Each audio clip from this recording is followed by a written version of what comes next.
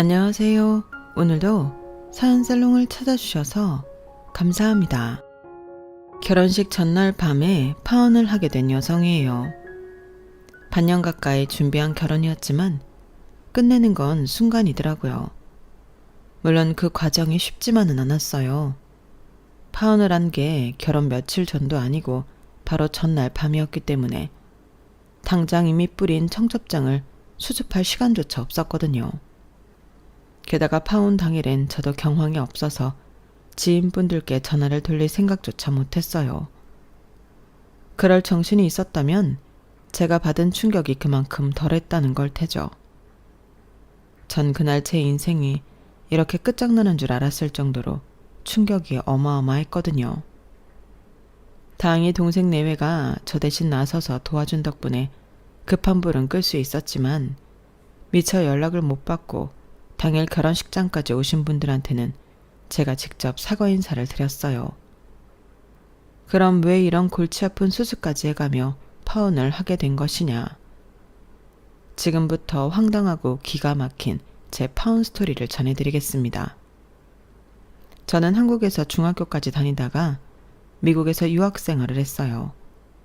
처음부터 유학을 준비했던 건 아니고 아빠가 미국 지사로 발령을 받으면서 온 가족이 미국으로 떠나게 된 케이스였어요. 물론 한국에 있을 때도 어릴 때부터 영어 교육은 착실히 받고 있었어요. 저희 외할머니께서 교육열이 좀 남다른 분이시라서 저랑 여동생은 어릴 때 영어 유치원을 시작으로 영어 학원과 개인 튜터, 영어 캠프까지 엄청난 사교육비를 들여가며 영어 공부를 해야 했어요. 그 비용은 외할머니께서 대주셨고요. 물론 그로 인해 엄마와 외할머니가 자주 갈등은 빚었지만 언제나 승자는 외할머니였어요. 왜냐하면 저희 엄마가 외할머니께 지은 죄가 있었거든요. 무한 경쟁 시대에 가장 기본이 되는 건 영어다. 할미도 영어만 잘했다면 좁은 한국 땅에서 살진 않았을 거야. 내가 못 이룬 꿈, 내 딸이 이뤄주길 바라면서 내가 그렇게 네 엄마 영어 교육에 투자를 했던 건데 그놈의 남자가 웬 수지. 엄마, 애들 앞에서 또 그 소리예요. 이제 그만할 때도 됐잖아요. 비록 미국 유학은 포기했어도 그이 만나 잘 살고 있는데 왜 자꾸 예전 얘기를 꺼내요? 내가 하도 속이 상해서 그런다. 유학 비자 다 받아놓고는 갑자기 애 생겼다고 유학 포기하고 결혼하겠다는데 난 정말이지 니들 엄마가 더 넓은 세계로 나가서 자기 능력 펼쳐가며 살길 바랐다. 한국 땅에서 여자라고 차별받지 않고 당당하게 자기 인생을 살라고 말이다. 그런데 네 아빠가 그런 내 꿈을 단숨에 밟아버렸지 않겠니? 내가 그때만 생각하면 아직도 속에서 천불이 난다, 천불이. 아무튼 니들 자매만큼은 네 엄마처럼 남자 때문에 자기 인생 희생하며 사는 짓은 안 했으면 한다. 외할머니의 이런 영어 교육열 덕분에 저랑 여동생은 미국 생활에 도움을 많이 받았어요. 일단 언어가 되니까 학교 생활에 무리가 없었어요. 수업을 듣거나 친구를 사귀는데 막힘이 없었으니까요.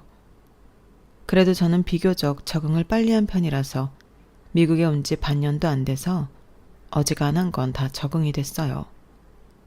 그런데 제 동생은 그렇지 않았던가 봐요. 내성적인 성격인 동생은 혼자 힘든 시간을 보내면서도 집에 와서는 내색을 하지 않았어요. 그게 더 상처를 굼게 만든 이유가 되었죠. 그러다 동생이 같은 학년 여학생들한테 괴롭힘을 당하고 있다는 걸 알게 된 건 저랑 친하게 지내던 대만 친구의 말 덕분이었어요. 자기네 여동생네 반에 한국 여자애가 있는데 같은 한국 여자애들한테 괴롭힘을 당하고 있다는 얘기였어요. 그러면서 친구가 오히려 저한테 묻더라고요. 왜 한국 사람은 자기네 사람을 괴롭히냐고요. 그 말을 듣는데 얼굴이 화끈거렸어요. 그래서 그건 한국 사람이라서 그런 게 아니라 괴롭히는 그 애들이 못된 애들이라서 그런 거라고 말했죠. 그리고는 그 얘기를 듣고 흘렸는데 하루는 부모님이랑 다 같이 마트에 갔다가 대만 친구 가족이랑 마주친 거예요. 그런데 대만 친구 여동생이 제 여동생을 보더니 자기한테 귓속말을 하지 않겠어요? 그랬더니 제 친구가 눈이 동그랗게 커져서는 저랑 제 여동생을 번갈아 봤어요. 친구한테 왜 그러냐고 묻고 싶었지만 엄마가 빨리 오라고 손짓을 하셔서 그대로 와버렸어요. 그리고 다음날 대만 친구가 평소와 달리 조심스럽게 제게 인사를 하더라고요. 그래서 어제 왜 그렇게 놀랐던 거냐고 물었더니 친구가 잠시 망설이다가 그러더군요. 전에 내가 말했던 얘기 기억나? 같은 한국인 애들한테 괴롭힘 당한다는 여자애 말이야. 실은 그 애가 바로 네 동생이야. 그 말을 듣는데 머릿속이 하얘지는 기분이었어요. 친구가 뭐라고 더 얘기를 했는데 제 귀에는 들리지 않더라고요. 너무 화가 나고 속상해서 그대로 있을 수가 없더라고요. 그래서 그 길로 바로 동생네 교실로 달려갔어요. 그랬더니 동생이 교실에 없더라고요. 그래서 동생을 찾아 복도를 휘젓고 다니다가 화장실에 들어가 봤는데 거기서 한국 여자애들이 누군가를 둘러싸고 서서 괴롭히는 모습이 보였어요. 이미 그 광경을 본 순간부터 그 안에 누가 있을지 예상했던 저는 손이 바들바들 떨리고 뒷머리가 쭈뼛 서는 기분이었어요. 그 와중에도 내 동생을 구해내야겠다는 생각이 지배적이어서 둘러서 있는 여자애들을 밀치고 중심으로 뛰어들었어요. 그러자 머리에 우유를 뒤집어 쓴 채 쭈그려 앉아있는 제 동생이 보이더라고요. 그걸 보는데 순간 눈이 뒤집어져서 소리를 버럭 질렀어요. 니들 뭐 하는 짓이야? 누구야? 내 동생한테 이런 짓을 한 게 누구냐고? 제가 죽일 듯이 노려보며 묻자 여자애들은 놀란 표정으로 눈치를 보며 슬금슬금 도망칠 생각을 하더라고요. 그래서 주동자로 보이는 여자의 머리채를 잡았어요. 그리고 옆에 있는 여자의 머리채도 잡았어요. 시연아, 언니 왔으니까 이제 아무 걱정하지 마. 내가 얘들 교장실로 끌고 와서 퇴학당하게 할 테니까. 니들 다 죽었어. 이미 이성을 잃은 저는 양손에 머리채가 잡힌 여자의 둘을 끌고 교장실로 걸어갔어요. 복도를 따라 걷는 동안 복도에 있던 학생은 이 광경에 놀라 홍해가 갈라지듯 쩍 갈라지며 길을 터주더군요. 교장실로 가는 길에 마주친 선생님 한 분이 제게 두 학생의 머리채를 잡은 손을 놓아주라고 설득하셔서 일단은 놓아주었어요. 하지만 제 설명을 들은 선생님은 심각한 표정으로 저와 제 동생, 그리고 제 손에 머리채가 잡혀있던 두 학생 외에 제 동생을 괴롭혀왔던 다른 학생들까지 호출해 교장실로 향했어요. 막상 교장실에 가서 보니 동생을 괴롭힌 한국 애들이 생각보다 영어를 잘 못하더라고요.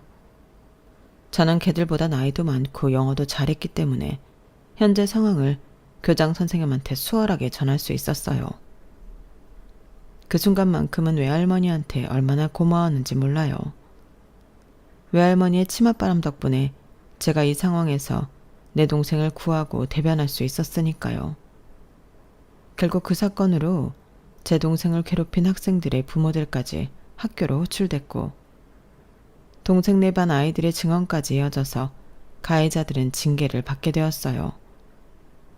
총 4명 중 주동자인 1명은 제 동생과 동급생한테 폭력은 물론 금품까지 갈치 않게 발각되어 퇴학 처리가 되었고 2명은 자진 전학을, 그리고 1명은 공개 사과 후 학급 변경 및 일정 시간 동안 봉사활동을 하게 되었어요. 하지만 그런다고 해서 제 동생이 가슴에 입은 상처가 씻은 듯 사라지는 건 아니었어요. 동생은 이후에도 친구를 사귀는데 어려움을 느꼈거든요. 다행히 제 친구 동생이 옆에서 많이 도와줘서 이후 차차 많이 나아지긴 했지만요. 시간이 흘러 아빠는 다시 서울 본사로 발령을 받아서 식구들이 모두 한국으로 돌아갔어요. 미국에서 대학에 다니던 저는 학업 때문에 혼자 남게 되었고요. 미국에서 대학을 다니면서 여러 국직간 회사에서 인턴 생활을 경험한 저는 졸업 후 한국 기업에 취직을 했어요. 처음엔 부모님 그늘을 벗어나 혼자 독립생활을 하는 게 신나기도 하고 설레기도 했지만 아무래도 혼자 외롭게 지내다 보니 가족들 품이 그립더라고요. 특히 아플 때는 혼자서 제대로 먹지도 못하고 침대에서 끙끙 앓다 보니 서글퍼서 눈물까지 나더라고요. 그래서 한국으로 돌아갈 결심을 하게 된 거였죠. 한국에서 고등학생 시절을 보낸 동생은 서울에 있는 대학에 다니고 있었어요. 이제는 평범한 대학생이 된 동생이지만 오랜만에 한국으로 돌아와서 처음엔 고생을 했다고 했어요. 일단 학업량이 어마어마하게 늘어서 충격적이었다고 하더군요. 그래도 다행인 건 미국에 살 때 학교에서 괴롭힘을 당했던 것과는 달리 한국에서는 좋은 친구들도 많이 사귀고 즐겁게 학교 생활을 했다는 거였어요. 저는 경험해보지 못한 요것 특유의 재미있는 학창시절도 경험했다고 얼마나 자랑을 하든지. 친구들이랑 개구멍을 타고 나가서 편의점에서 컵라면도 먹고 학교 수업이 끝나면 학원 근처에서 떡볶이도 사 먹고 아이돌 덕질도 하고 말이죠. 그 덕분에 미국에서 겪었던 안 좋은 일은 다 털었다고 했어요. 다시 밝아진 동생을 보니까 저는 그게 제일 기쁘더라고요. 하지만 한국 생활이 동생을 다시 밝은 아이로 되돌려 놓은 것과는 달리 저한테는 꽤 어려운 시간이 되었어요. 유년기를 미국에서 보낸 탓에 뭐랄까 성인이 되었음에도 저는 미묘하게 언어적으로 미숙한 상태였거든요. 분명 한국말을 잘하기는 하지만 그 나이대에 당연히 알 수 있어야 하는 단어나 상용어를 제대로 이해 못하는 경우가 종종 있었어요. 특히 한자어에는 완전 취약했죠. 그러다 보니 내 흠을 드러내지 않으려고 일부러 말수를 줄이게 되었고 외향적이던 성격도 조금씩 내성적으로 변해가기 시작하더라고요. 직장 내에서는 어떻게든 남들한테 흠이 잡히기 싫어서 나를 드러내지 않으려고 노력하다 보니 주변에 친한 사람도 거의 없었어요. 그저 회사 안에서 일적으로 만나는 사람들 뿐이었죠. 퇴근 후에 만나서 수다도 떨고 치맥도 하면서 직장 상사 뒷담화도 할 수 있는 친구가 하나라도 있었다면 그렇게 힘들고 외롭지는 않았을 거예요. 누구에게도 마음을 열고 속내를 터놓을 수 없다는 게 이렇게 힘든 일인지 그때 처음 느꼈거든요. 그렇다 보니 제가 의지할 수 있는 건 2살 어린 여동생 뿐이었어요. 여동생은 내 동생이기도 하지만 때로는 언니처럼 제 고민을 상담해 주었고 사람들 사이에서 어떻게 행동해야 하는지도 코치해주는 선생님 같았어요. 그런데 동생이 취업하고 1년도 안 돼서 같은 회사 동료와 연애를 시작하게 되자 저는 뒷전으로 밀리기 시작하더라고요. 시연아, 나 오늘 정시 퇴근할 수 있을 것 같은데 퇴근하고 만나서 치맥할까? 언니, 미안해서 어쩌지? 나 오늘 재성씨랑 데이트 있는데. 또? 어제도 재성씨 만났잖아. 아니, 회사에서도 매일 보는데 퇴근하고도 꼭 그렇게 같이 다녀야 해? 정말 남자친구 없는 나만 불쌍하지. 하루가 다르게 남자친구랑 어울리느라 저한테 소홀해지는 동생 때문에 애꿎은 동생 남자친구가 밉기까지 했어요. 그렇다고 동생 남자친구가 이상한 사람이냐? 그건 또 아니었어요. 제가 봐도 성실하고 성격도 좋고 무엇보다 제 동생한테 정말 잘했거든요. 가끔 2사람이 데이트하는데 껴서 같이 놀곤 했는데 그때 보면 2사람이 참 잘 어울린다는 생각이 절로 들곤 했어요. 마치 한 배에서 나고 자란 자매인 저보다도 동생 남자친구가 더 동생과 잘 통하는 것 같았거든요. 결혼을 한다면 저런 사람들끼리 해야 하는 게 아닐까 할 정도로 천생연분 그 자체였어요. 자기들도 이미 그걸 느끼고 있었는지 사귄 지 얼마 안 돼서부터 공동으로 결혼 자금을 모으기 시작했더라고요. 나중에 얘기를 들어보니 3년 안에 일정 금액을 만들어서 식을 올리기로 했다더군요. 그렇게 3년 뒤 동생은 예정대로 결혼식을 올렸어요. 연애 기간 동안 서로 양가 부모님과도 친하게 지냈던 터라 결혼을 반대하는 사람은 없었어요. 물론 친척들이 지나가는 말로 언니보다 동생이 먼저 결혼하는 거냐? 고 묻기는 했지만 그마저도 사실 문제는 아니었거든요. 결혼은 예전처럼 나이 순이 아니라 먼저 짝 찾아서 식 올리는 게 순서인 시대니까요. 그렇게 동생이 시집을 가고 저는 그나마 있던 친구한테 버려진 기분으로 지내게 되었어요. 이젠 퇴근 후에 뭘 해야 할지도 모르겠고 주말엔 방구석에서 노트북을 끼고 미드를 볼 일 외에는 할 게 없는 인생이 된 거죠. 그러다 보니 일상이 지겹고 매일매일이 똑같이 느껴졌어요. 100세 인생이라는데 지금도 이렇게 지겨운 인생을 어떻게 100년이나 사나 하는 걱정까지 들 정도였어요. 그런데 그러던 차에 사무실에서 제 옆자리에 앉은 회사 동료가 그러더라고요. 주말에 할 일을 찾는다면 동호회 활동을 해보라고요. 회사 사람들이랑도 사적으로 어울리지 못하는 제가 일면식도 없는 사람들을 만나 사회성을 기른다는 게 솔직히 자신이 안 나서 거절을 하려는데 제 속마음을 어떻게 읽었는지 이러더라고요. 아무래도 지원 씨는 미국에서 자라서 외국인들이랑 어울리는 게 더 편하죠. 그럼 이 동호회는 어때요?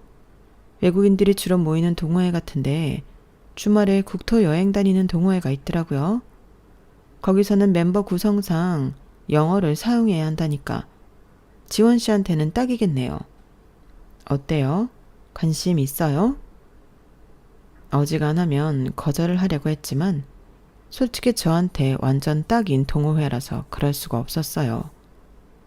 일단 동호회 이름만 알아두고는 집에 와서 본격적으로 서치를 해나갔어요. 보니까 회원의 80%가량이 외국인이더라고요. 아시아인도 좀 있지만 대다수는 아무래도 영미권 출신들이었어요. 대화를 주로 영어로 하기 때문에 그런 게 아닐까 싶더라고요. 그동안 활동한 사진을 보니 전국 곳곳을 두루 다니며 여행도 하고 캠핑도 하고 맛집 투어도 다닌 것 같았어요. 어디까지나 외국인의 시각으로 선정된 장소와 메뉴들이라 그런지 저도 생소한 한국의 모습이 많이 담겨 있더라고요. 그 점이 궁금하기도 하고 무료한 일상에서 탈출하고 싶은 마음에 바로 회원가입을 했어요. 동호회에 가입을 하고 2주 뒤 저는 첫 모임에 참석하게 됐어요. 장소는 이태원에 있는 펍이었는데 가서 보니 사람들도 좋고 대화 주제도 저와 잘 맞았어요. 영어로만 대화하는 것도 너무 오랜만이라서 기분이 묘하더라고요. 회원들 중에는 한국분도 있었는데 저처럼 외국에서 살다 온 사람들이 대부분이었어요. 한국말을 잘하는 분도 있고 너무 어릴 때 외국으로 이민을 가서 한국어를 못하는 분도 있었어요.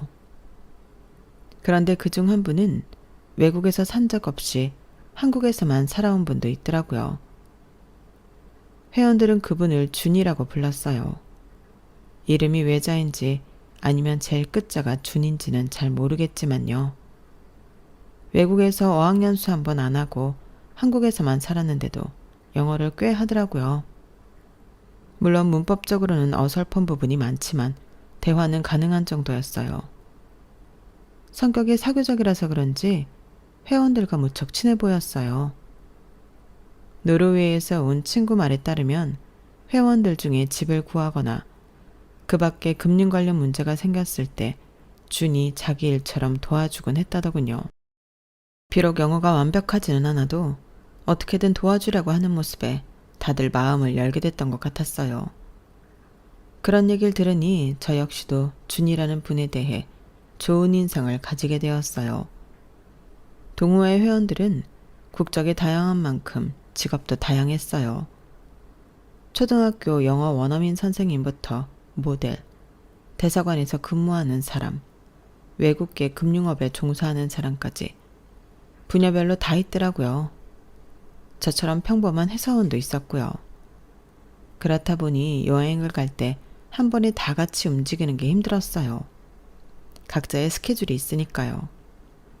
그래서 실제로 여행을 갈 때 보면 갈 때마다 매번 새로운 얼굴이 보였어요. 그런데 딱 한 사람만큼은 늘 항상 참여를 하더라고요. 바로 준이었어요. 저 역시 주말에 할 일도 없고 일단은 회원들과 빨리 친해지고 싶은 생각에 매주 참석을 했기 때문에 준과는 매번 모임 때마다 만나게 되었고, 그렇다 보니 다른 회원들보다 금방 친해질 수 있었어요. 무엇보다 서로 한국말로 대화를 할 수 있어서 그랬는지도 모르겠네요. 아무래도 영어가 능숙하지 못한 준은 자신이 알아듣지 못하는 대화 내용을 제게 물어가며 대화에 참여했거든요. 지원 씨 덕분에 요즘 동호회 나올 맛이 나요. 사실 그동안 언어적 문제 때문에 동호회 활동을 계속해도 되나 고민이었거든요. 사람들이 좋아서 나오긴 했지만 일단은 대화가 통하는 게 먼저니까요. 그런데 지원 씨가 중간에서 통역도 해주고 하니까 얼마나 고마운지 몰라요. 에이, 준희 씨가 그만두면 안 되죠. 다들 준희 씨한테 얼마나 고마워하는데요. 지난번에 TJ 보험 문제도 준희 씨가 도와줬다면서요. 남의 일에 그렇게 발벗고 나서기 쉽지 않은데 정말 대단해요. 그런데 준희 씨는 무슨 일을 하세요? 다들 준희 씨 도움을 받으면서도 정작 직업은 모르더라고요. 지원 씨가 보기엔 내가 뭐 하는 사람 같아요? 글쎄요. 부동산 쪽도 잘 알고 보험 관련 쪽도 밝은 걸 봐선 그쪽 일을 하는 게 아닐까 했는데, 매번 모임 올 때마다 비싼 수입차를 타고 오는 걸 보면 사업을 하는 분이 아닐까 생각해요. 제 대답에 준은 그저 웃기만 했어요.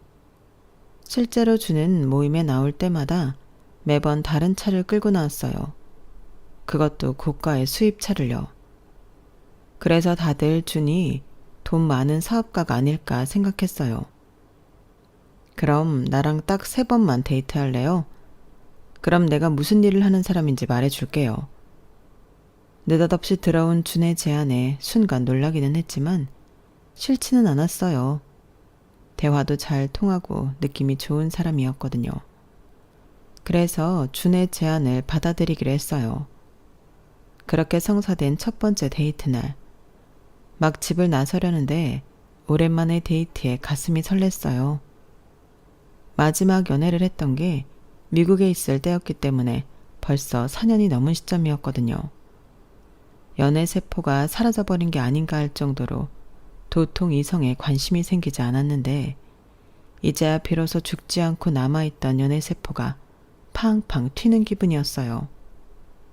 그렇게 들뜬 마음으로 대문을 나섰는데 저희 집 앞에 스포츠카가 한 대 서 있더라고요. 뭐야, 남의 집 대문 앞에 차를 세워두면 어떡해? 순간 기분이 확 상한 저는 입을 삐죽대고 있었는데 그때 운전석에서 준이 내리지 뭐예요. 지원씨, 타요. 어머, 이거 준희 씨 차였어요? 난 그런 줄도 모르고 약간 얼떨떨한 기분으로 차에 올랐는데 차 내부가 정말 멋있더라고요. 그래서 저도 모르게 목을 빼고 차 안을 살폈어요. 이 차 마음에 들어요? 당연하죠. 엄청 좋은데요. 미국에서 인턴 생활할 때 딱 한 번 멋진 스포츠카를 얻어 탄 적이 있었거든요. 그런데 그 차보다도 훨씬 더 좋은 것 같아요. 준희 씨 능력 있는 분인가 보네요. 벌써부터 이런 정도로 놀라면 안 되죠. 앞으로 더 멋진 차도 많이 태워줄 텐데. 준 씨는 약속대로 3번의 데이트 중 3번 모두 다른 차를 몰고 나왔어요. 그것도 정말 고가의 수입차로 말이죠. 게다가 데이트 코스도 엄청 로맨틱했고 만날 때마다 매번 고가의 선물도 해줬어요. 여자라면 누구나 꿈꿔봤을 법한 그런 순간을 만들어 주어서 마치 구름 위를 걷는 기분이 들었어요. 그렇게 3번의 데이트를 마친 날 밤, 준 씨는 제게 명함을 한 장 주었어요. 내가 무슨 일을 하는지 궁금하다고 했죠? 수입 대행업을 하고 있어요. 고객이 원하는 건 뭐든 수입 대행을 해주죠. 처음부터 이쪽 일을 하려고 했던 건 아니고 아버지가 돌아가시면서 정신을 차린 거예요. 원래는 부모 재력만 믿고 배짱이처럼 놀고 먹는 한심한 놈이었거든요. 그러다 몇 년 전에 아버지가 돌아가셨는데 그때 세상을 알게 됐어요. 그 많던 아버지 재산을 친척들이 달려들어서 뜯어가고 믿었던 회사 직원까지 공금을 들고 도망을 쳐버려서 재산이 하루아침에 반토막이 됐더라고요. 그때 알았죠. 내가 나서서 아버지 재산을 지키지 않으면 어머니랑 여동생이 길바닥에 나앉을 수도 있겠구나 하고 말이죠. 내가 여행 좋아해서 여행지에서 마음에 드는 골동품을 종종 사오곤 했었는데 아는 형이 그러더라고요. 물건 보는 안목이 있으니 차라리 수입 대행일을 해보라고요. 우리나라에 정식으로 수입되지 않는 물건 중에 좋은 게 참 많잖아요. 그래서 처음엔 가구랑 그릇, 주방용품 같은 걸 수입해서 판매했는데 고객들 반응이 꽤 좋았어요. 그렇게 품목을 넓혀가다 보니 지금은 이런 차도 수입을 하게 됐고요. 어때요? 이제 나에 대한 궁금증이 좀 풀렸어요? 본인 말로는 자신이 배짱이 같은 사람이었다고 하지만 제가 보기엔 잠재적인 능력을 가진 사람처럼 느껴졌어요. 지금 생각해보면 그때는 이 남자한테 홀딱 빠져있던 때였기 때문에 뭘 해도 좋게만 보였을 것 같지만요. 그렇게 3번의 데이트를 마치고 준 씨는 제게 본격적으로 사귀어보자고 얘기를 했고 저도 흔쾌히 승낙을 했어요. 이제는 동호회 활동이 좋아서 나간다기보다는 준을 보기 위해 동호회에 나가는 상황이 되어버렸죠. 물론 동호회 회원들한테는 비밀로 하고 말이죠. 그런데 왜 그런 말이 있잖아요. 사람이 숨길 수 없는 2가지가 있는데 그중 하나가 재채기고 나머지 하나가 사랑에 빠진 눈빛이라고요. 아마도 저 역시 그랬던 것 같아요. 동호회에 가끔 나오는 회원 중에 알루라는 친구가 있는데 하루는 제게 그러더라고요. 지원, 혹시 준한테 마음이 있어? 그런 거라면 안 그랬으면 좋겠는데. 왜, 알루는 준이 싫어? 싫은 건 아닌데 좀 걸리는 게 있어서. 실은 전에 동호회에 나오던 사람들 중에 갑자기 동호회를 나간 사람들이 있거든. 한 3명쯤 될 거야. 다들 2-3번 나오고 안 나온 거라서 사람들은 잘 기억 못하겠지만 말이야. 그 사람들이 동호회 그만둔 거랑 준이 무슨 상관인데? 그게 말이야. 다들 준이랑 가까워지면서 그만둔 거거든. 그들 중 2명은 나랑 얘기도 많이 했던 사람들이라서 준이랑 따로 만난 얘기도 들은 적 있어. 확실한 거는 아니지만 동호회 그만둔 건 준 때문이 아닐까 생각해. 물론 사람들은 다들 준이 좋은 사람이라고 그러는데 이상하게 나는 준이 사기꾼인 것 같아. 그때는 알루의 말에 믿음이 안 갔어요. 알루는 사람들과 거리를 두는 스타일로 뭔가 음침한 구석이 있는 친구였거든요. 거기다 매사에 비관적이고 삐딱한 시선을 보여서 같이 있으면 괜히 답답하고 불편한 사람이라 더더욱 그 말에 믿음이 안 갔던 것 같아요. 그런 알루의 충고에도 불구하고 저는 준과 점점 더 가까워졌어요. 사귄 지 몇 개월 안 돼서 부모님께 소개드릴 정도로요. 준은 처음 우리 집에 인사를 드리러 온 날 아빠한테 특별히 수입한 고가의 시가를 선물했어요.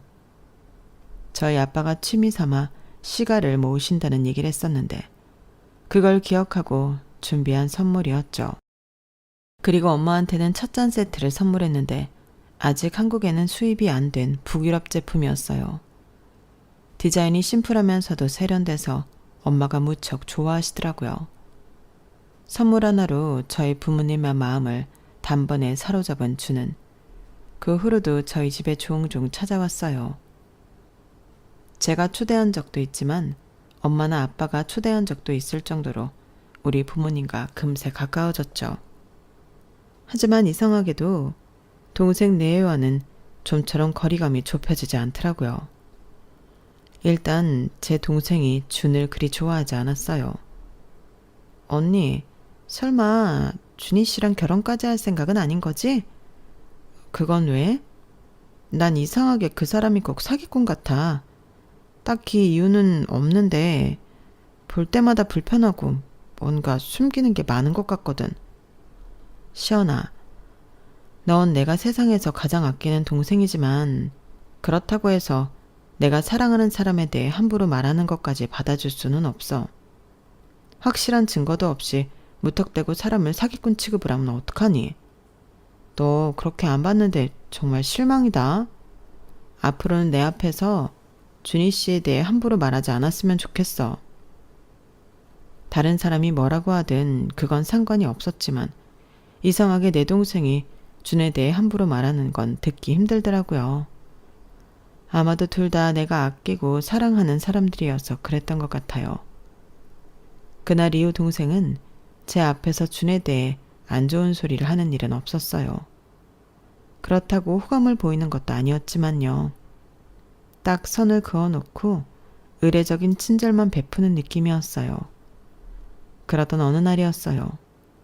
그날도 준과 함께 극장 데이트를 하고 있었는데 제가 화장실을 간 사이 준이 누군가와 얘기를 나누고 있더라고요. 수수한 차림의 여자였는데 그 여자가 준한테 돈을 건네더라고요. 그래서 가까이 다가가 물었죠. 누구야? 누군데 자기한테 돈을 줘? 그러자 준과 여자는 화들짝 놀라더니 난처한 표정을 지었어요. 하지만 준은 금세 표정이 돌아와서는 여유로운 표정으로 그러더군요. 내 여동생, 친구랑 영화를 보러 온 모양이야. 내가 용돈을 좀 줬더니 애 취급하지 말라면서 다시 돌려주네. 기특한 녀석. 굳이 안 해도 된다는데 요즘에 아르바이트까지 하지 뭐야. 자기도 사회 경험을 해야 한다나? 정말 기특하네. 안녕하세요. 강지원이에요. 오빠 여자친구. 그러자 준의 여동생은 제 눈을 슬쩍 피하며 목인사를 했어요.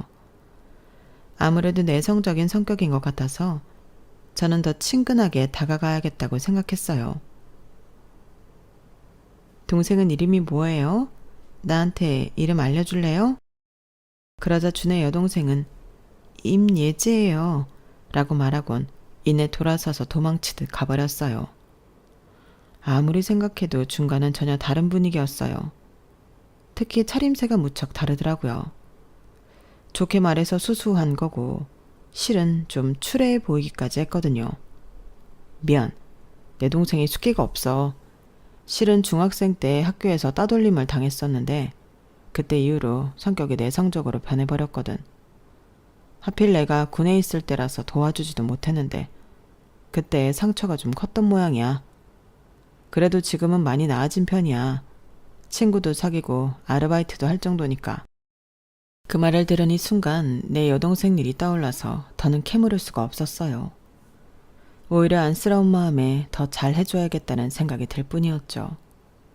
그렇게 몇 달 더 연애를 이어가던 우리는 더 기다릴 거 없이 결혼식을 올리기로 했어요. 동생 내외가 행복하게 잘 사는 모습을 보면서 저도 내심 부러웠는데 이렇게 잘 맞는 사람을 만났으니 시간 끌 게 뭐 있나 싶었거든요. 이른감이 있어서 조금 망설이시던 저희 부모님도 허락을 해주시기도 했고요.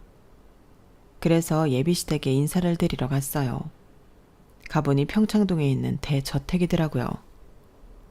어머님 혼자 관리하시기엔 버거울 정도로 큰 집이었는데 글쎄 사람도 안 쓰고 직접 집안일을 하신다고 해서 더 놀랐지 뭐예요. 남편 세상 떠나고 우울증이 왔어요.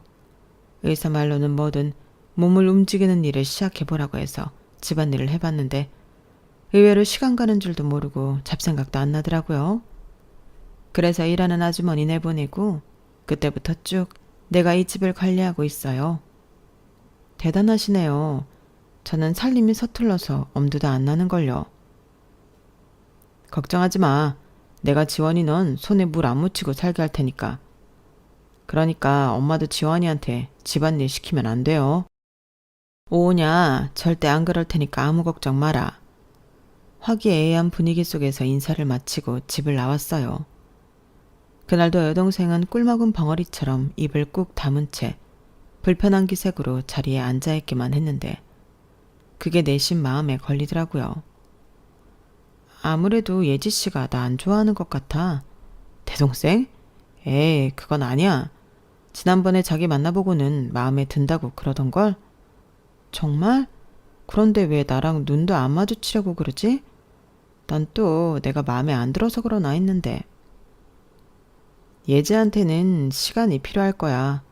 사람과 가까워지는 속도가 일반인에 비해 서너 배는 길게 드는 아이니까. 그래도 자기한테 싫은 기색은 안 보이는 거 봐. 확실히 자기를 좋아한다니까? 좋은 게 좋은 거라고 그때는 준의 말을 그대로 믿고 싶었어요.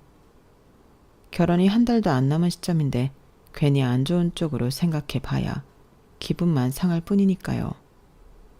신혼집은 준이 마포에 있는 아파트로 장만했고 저는 그 집에 혼수를 채우는 걸로 결혼 준비를 마쳤어요. 어른들께는 종이 청첩장을 직접 전해드렸고 친구들과 회사 동료들, 동호회 사람들한테는 모바일 청첩장을 돌렸어요.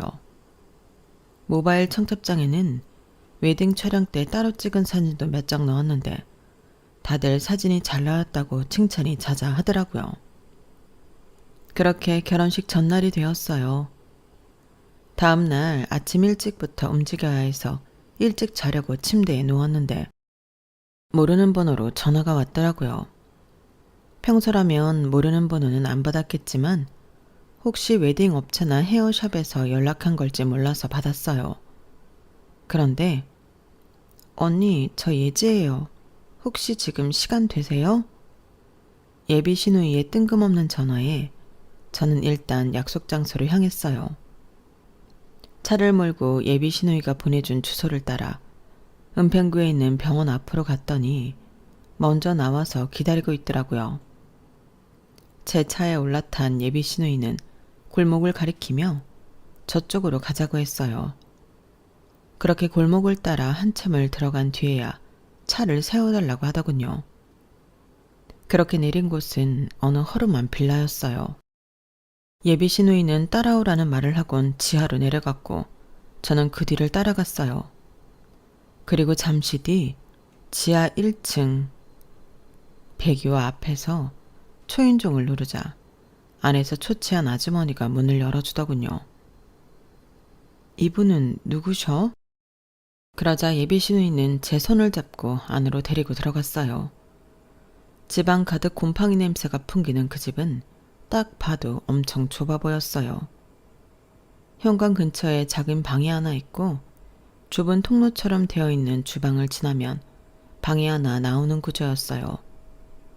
아주머니는 그 방에 자리를 잡고 있더군요. 제 방 침대 하나조차 놓기 힘들 정도로 좁은 방에는 오랜 세월 쌓아온 흔적이 쌓여 있었어요. 도대체 왜 결혼식 전날에 이런 데로 나를 데려온 건가 의아하기만 했는데 그때 예비 신우이가 그러더군요. 혹시 이 여자 누군지 아시겠어요? 아줌마. 우리 외할머니 댁에서 일하시던 분 맞죠? 그랬더니 아주머니는 고개를 끄덕였어요. 그러자 예비 신우이가 낮은 한숨을 쉬고는 말을 이어갔어요. 이분이 진짜 우리 엄마예요. 언니가 전에 봤던 그 여자는 오빠가 돈 주고 부른 배우였고요. 상견례 때도 그랬고 내일 결혼식에도 오빠는 그 배우를 불러서 엄마인 척 할 거예요. 왜인지 아세요? 우리 엄마가 결혼식장에 가면 언니네 엄마도 그렇고 언니네 외할머니도 단번에 알아볼 테니까요. 우리 오빠 언니 속여서 사기 결혼할 생각이에요. 언니네 집에 돈 많은 거 알고 그거 빼내려고 사기치는 거라고요. 그러니까 이 결혼하지 마세요. 안 그럼 오빠가 우리 집 보증금까지 빼갈 거란 말이에요. 준의 여동생 말로는 지난번에 제가 찾아갔던 집도 에어비앤비에서 빌린 집이었고 엄마라고 했던 여자도 일당을 받고 온 배우라고 했어요. 그동안 저를 만날 때 타고 왔던 수입차들은 수입차 딜러를 하는 친구한테서 빌려온 것도 있고 자신이 양다리를 걸치던 여자들 차를 가져온 것도 있다고 하더군요. 거기다 더 기가 막히는 건 그동안 저를 만날 때마다 썼던 돈이며 우리 부모님께 했던 선물이며 전부 자기 엄마 돈을 훔쳐다가 써왔던 거라고 했어요. 그날 극장에서 우연히 마주친 것도 오빠가 돈 가지고 나오라고 불러서 간 거라고 그러더군요. 카드 정지됐다고 현금을 가져오라고 해서 갔던 건데 하필 언니한테 들키는 바람에 나도 오빠 사기에 동원된 거예요. 전 정말 그 인간이 죽이고 싶을 정도로 밉고 싫다고요. 신혼집 렌트한다고 엄마 수술비로 만들어 놓은데 적금까지 털어간 놈이라고요. 예비 시누이는 점점 믿기 힘든 말을 해댔어요. 제가 신혼집에 채워놓은 혼수도 이미 다 팔아치우고 대신 같은 디자인의 렌트 제품으로 대신 채워놓았다고 하더라고요. 순간 머리가 핑그르르 도는 것 같았어요. 순식간에 하늘이 무너지는 것 같았거든요. 당장 내일이 결혼식인데 내가 결혼하려는 남자가 사기꾼이라니 어디서부터 어떻게 처리를 해야 할지 모를 정도로 저는 패닉 상태에 빠져버렸어요. 그래서 일단 그 집을 나와 동생한테 전화를 했어요. 그리고는 전후 사정할 거 없이 횡설수설을 해댔죠. 그리고는 차 안에서 멍하게 앉아 있었는데 동생 내외가 택시를 타고 왔어요. 제가 앉아있던 운전석 문을 여는 동생을 보니 참았던 눈물이 한꺼번에 쏟아져 내렸어요. 그땐 창피한 것도 생각 않고 동생한테 안겨서 펑펑 울었지 뭐예요. 그날 동생 내외와 동생네 집으로 간 저는 일단 수습할 수 있는 것부터 수습을 하기 시작했어요. 동생은 부모님께 연락해 자초지종을 설명하고 지인분들한테 결혼식 취소 연락을 하시라고 했어요. 제부는 제부대로 업체에 연락해 예약 취소를 했고요. 정말이지 동생과 제부가 없었다면 엄두도 못 낼 일이었어요. 할 수 있는 대로 취소 연락을 했지만 연락이 닿지 않은 사람들도 있어서 동생과 제부는 다음날 예식장으로 나가 미처 취소 연락을 못 받고 오신 분들께 대신 사과 인사를 했어요. 그 시각 저는 아빠와 함께 사기꾼 예비신랑을 끌고 경찰서로 향했어요. 사기 결혼 및 제 멋대로 혼수를 팔아먹은 절도죄로 말이죠. 이후 변호사를 선임해 소송을 진행하다 보니 이 인간이 얼마나 공을 들여 제게 사기를 치려 했는지 알겠더라고요. 심지어 제게 동호회 가입을 권했던 회사 동료까지도 이 사기꾼놈한테 속아서 돈을 뜯긴 사람이었더라고요. 제 동료가 저 예전에 동호회에 나갔다가 그만뒀다는 사람 중 하나였거든요. 사기꾼놈한테 회사 내 불륜 사실을 들키는 바람에 저를 꼬시는데 동참을 하게 된 거였어요. 그 모든 사실을 알고 나니 세상이 무서울 정도였어요. 이렇게 치밀하게 사기를 칠 계획을 하다니 정말 치떨리게 무섭더라고요. 현재 그 인간은 구치소에 들어가 있는데 경찰 말로는 큰 이변이 없는 한 실형을 받게 될 거라고 했어요. 저는 이번 일로 회사를 그만두고 한동안 집에서 칩거 상태로 있었어요. 주변에서 내 잘못이 아니라고 나를 속인 놈이 나쁜 거라는 말을 해주었지만 그래도 사기꾼한테 속았다는 사실은 변하지 않잖아요. 그놈한테 마음을 주고 결혼까지 결심한 것도 제 결정인걸요. 그래서 스스로 화가 나고 창피해서 미칠 것 같아요. 왜 진작 동생 말을 안 들었을까? 알루가 한 말을 왜 기뚱으로 흘렸을까? 지난 날을 후회하면서 밤잠을 설치게 되더라고요. 깊은 늪에 빠진 파리처럼 옴짝달싹도 못할 것 같은 날이 이어졌는데 하루는 동생이 그러는 거예요. 몇 달 뒤면 조카도 태어날 텐데 언제까지 방구석에 처박혀 있을 거냐고요. 조카 앞에서 당당한 이모의 모습을 보여달라고 말이죠. 그 말에 신기하게도 정신이 번쩍 들었어요. 그래서 운동도 시작하고 얼마 뒤에는 재취업에도 성공했답니다. 그리고 마지막으로 그 일을 탈탈 털어버리기 위해서 이렇게 사연도 보내고 있고요. 한 번에 쉽게 털어버릴 수는 없겠지만 그래도 할 수 있는 모든 노력을 해볼 생각이에요. 똥 밟았다고 그 자리에 주저앉아 울면서 세월을 보낼 수는 없잖아요. 그래서 똥 묻은 신은 벗어 던지고 멋진 새 신을 사실 생각입니다. 그러다 보면 사기꾼 놈에게 떨어질 엄중한 법의 심판도 듣게 되겠죠. 지금까지 제 사연을 들어주셔서 감사합니다. 앞으로 더 잘 살라고 응원해 주세요. 여러분들의 매일도 항상 행복하시길 바랍니다. 여러분, 사연 댓글에 응원과 현명한 조언 부탁드려요. 좋아요와 구독은 저에게 큰 힘이 됩니다. 오늘도 좋은 일 가득하세요.